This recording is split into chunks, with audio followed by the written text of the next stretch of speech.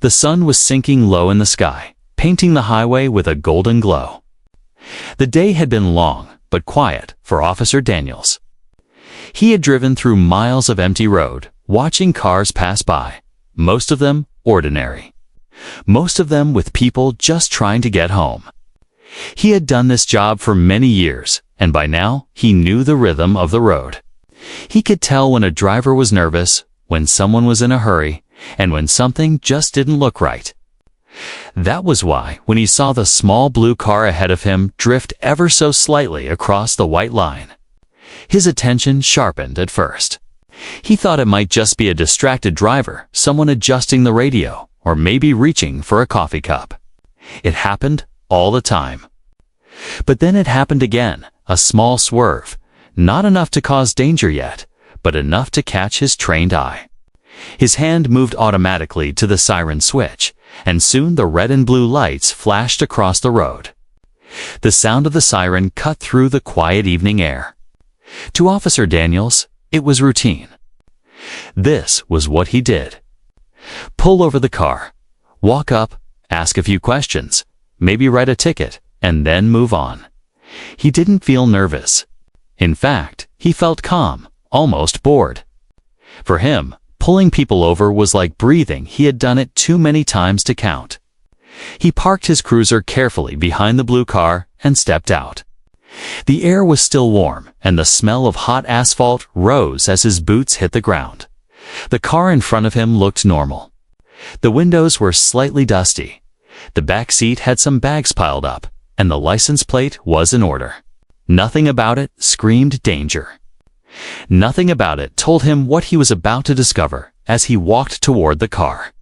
His hand rested gently on his belt, near his radio. It wasn't fear, it was just habit. He had been trained to always be prepared. But in his mind, he was already thinking of the report he'd have to fill out. Another driver, another fine, maybe a warning. That was all. The driver inside the car didn't open the window right away. For a second, Daniels thought she might be one of those nervous ones. The kind who fumble with their license or try to explain too much too soon. He leaned slightly, trying to get a look inside. All he saw was a shadowy figure in the driver's seat. He tapped lightly on the glass, signaling her to roll it down. The moment stretched longer than usual. Daniels felt the seconds tick by. He noticed the driver's hands were shaking on the wheel.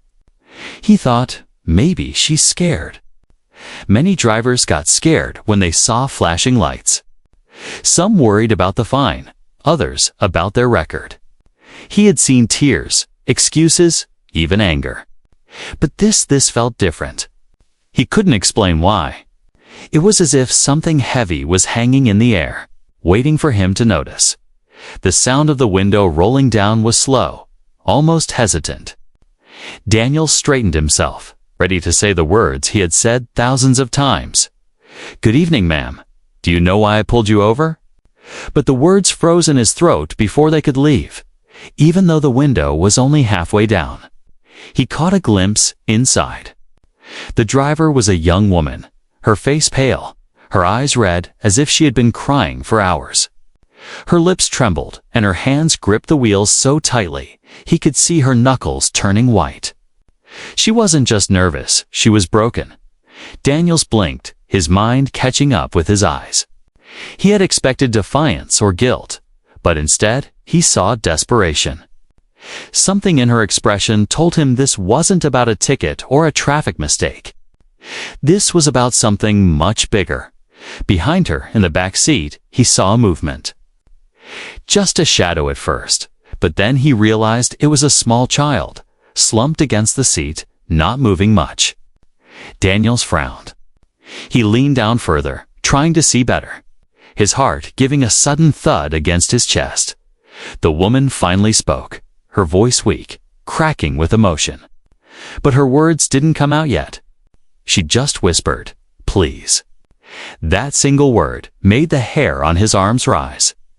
It wasn't the kind of please that drivers use to beg out of a fine. It was a cry, almost a plea for help, spoken from a place of fear so deep it shook even his steady nerves in that moment. The routine stop no longer felt routine. Daniels realized something was very wrong. He didn't know what yet, but his instincts screamed that this was no ordinary traffic pullover. He could feel it. The air itself seemed heavy, pressing down on him, as though the universe had quietly shifted course. What was supposed to be a simple check, a normal stop, was about to change into something he had never faced before. And though he didn't know it yet, the choice he made in the next few minutes would not only change the woman's life, but it would change his own forever. The air seemed to stop moving as the young woman's window slid fully down. Officer Daniels leaned closer, his eyes narrowing, his heart suddenly alert in a way it hadn't been in years of service. He had faced dangerous men, drunks behind the wheel, and even people trying to run from him. But what he saw now was not danger, it was despair. Her face looked exhausted, as if she had not slept in days. Tears stained her cheeks, fresh and old, like rivers that had been flowing too long. She opened her mouth to speak, but the words stuck in her throat. Daniels saw her chest rising and falling quickly, almost like she was fighting to breathe. "Ma'am, are you all right?" he asked, his voice calm but sharp with concern. He wasn't thinking about tickets anymore. Something deeper was happening here. Finally, her words spilled out, trembling and broken. "Please, my daughter. She's not breathing right." "I was trying to get to the hospital." Daniels froze. His eyes shot to the back seat. The child was there, small and fragile, slumped against the fabric like a discarded doll. Her lips were pale, almost blue. Her chest rose in shallow, uneven movements, as if every breath was a battle. In that single moment, the whole world around him shrank. The sound of cars on the highway faded. The hum of his cruiser behind him vanished. All that existed was the woman's desperate eyes and the child fighting for life. "Why didn't you call an ambulance?" Daniels asked quickly, his training kicking in. The woman's hands trembled harder. "My phone died. I just drove. I thought if I could reach the hospital fast enough." Her words broke into sobs. "Please, officer, don't waste time. She's going to die." Daniels felt his chest tighten. In all his years wearing the badge, he had thought of himself as a protector, someone who enforced rules.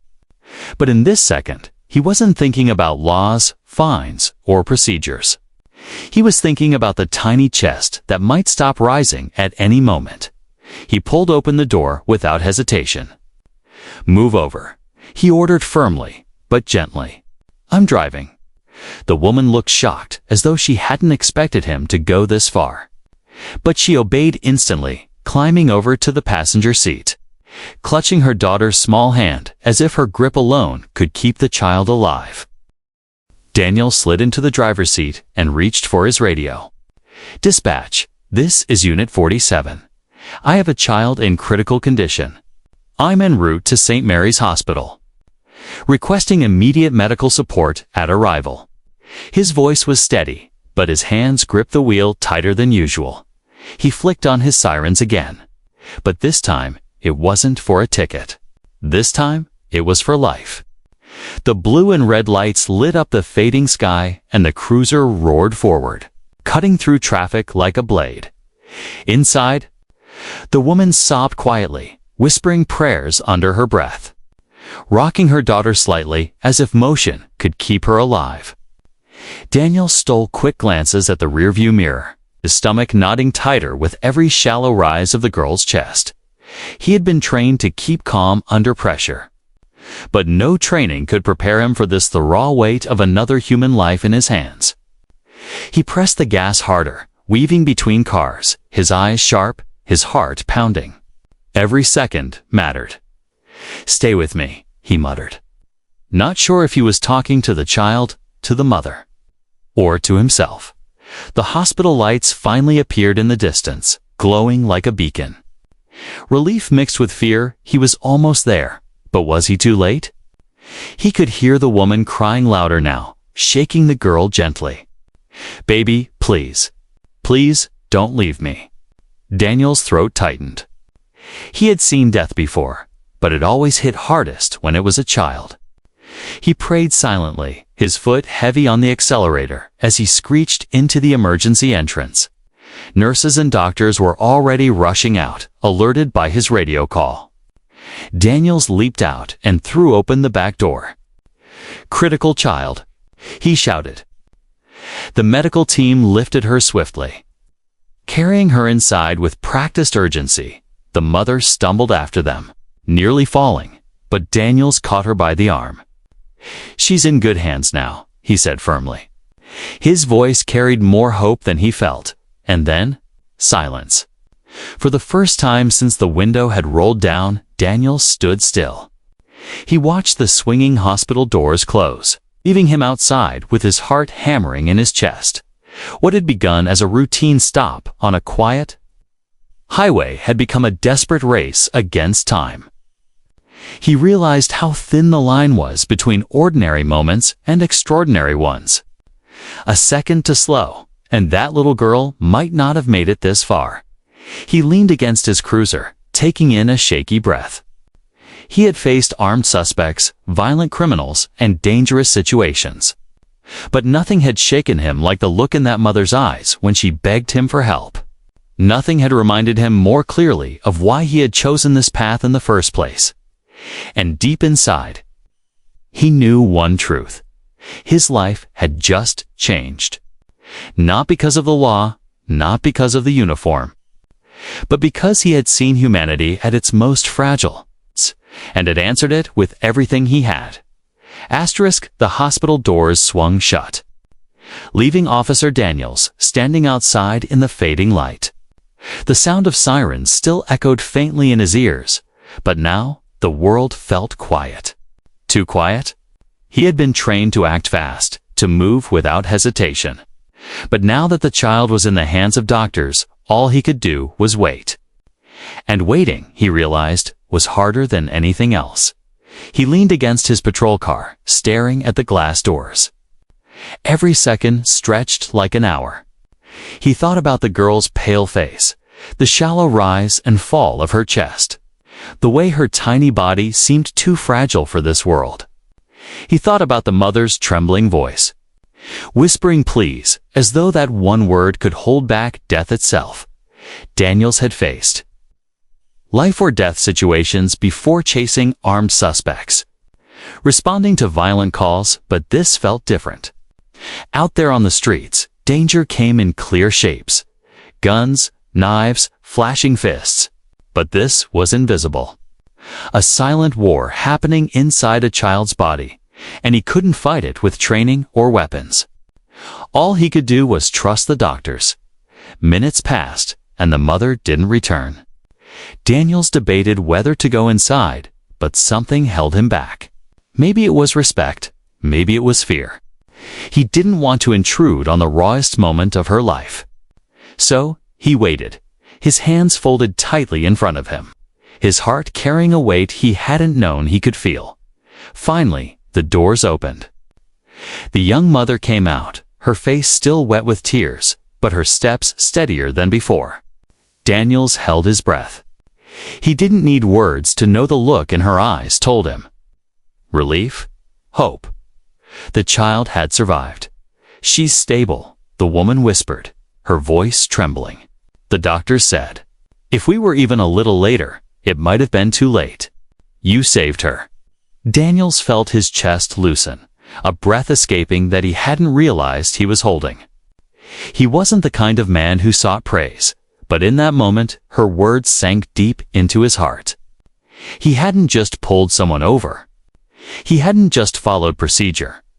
He had saved a life, a small, innocent life that had the world ahead of her. The woman suddenly stepped forward and wrapped her arms around him. For a moment, he stood frozen, unused to this kind of raw gratitude. Then, slowly, he placed a steady hand on her shoulder. She wasn't hugging a cop in uniform. She was hugging the man who had cared enough to see beyond the badge. When she pulled back, she looked at him with eyes full of gratitude that words could never capture. "I'll never forget you," she said softly. "My daughter will grow up because of you." Daniels nodded, his throat tight. He didn't know what to say, so he simply tipped his hat slightly before stepping back toward his cruiser. His duty was done, but inside, something had shifted forever. That night, long after the paperwork was filed and the hospital report written, Daniel sat alone in his kitchen with a cup of coffee that had long gone cold.